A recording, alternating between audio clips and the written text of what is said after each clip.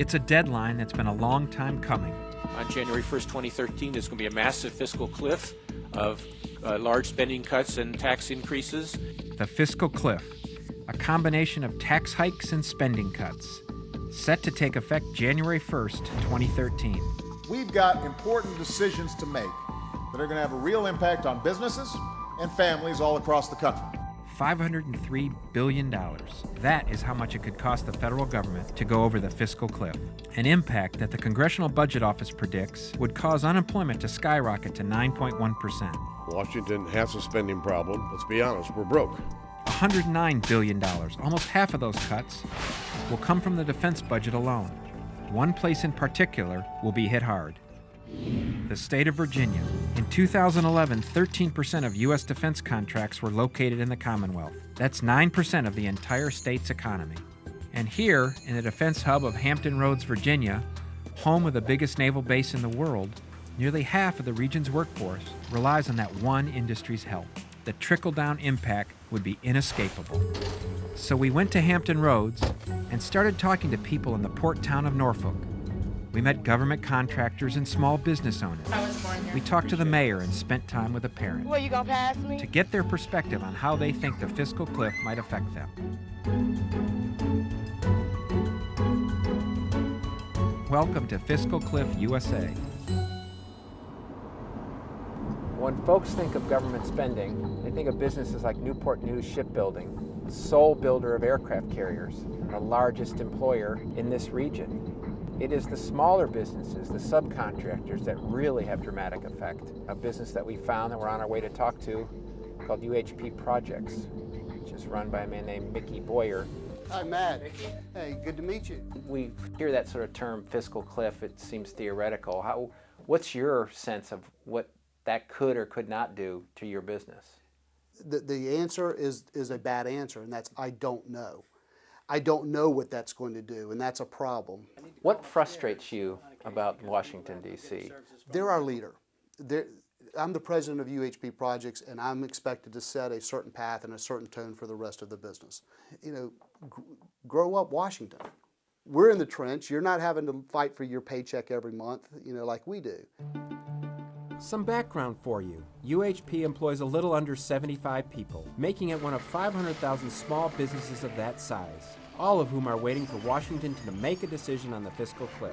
The company gets its revenue subcontracting with big defense contractors in order to apply their non-stick tar to the top of aircraft carriers. These are going on some Navy vessels. And when big defense projects get cut, so does the demand for their product. How many companies do in sort of the country do what you all might do? Right now there's about a half dozen companies, all about our size, some a little larger, some a little smaller, that will do this type of service for the Navy on their vessels.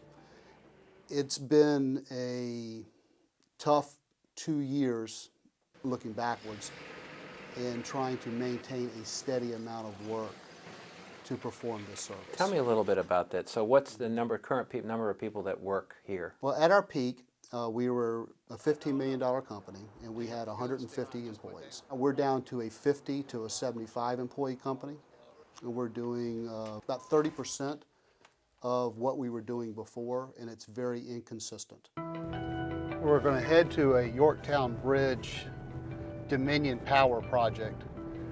It's a type of project that we're diversifying into, since the availability of ships in the government work is not as consistent as it used to be.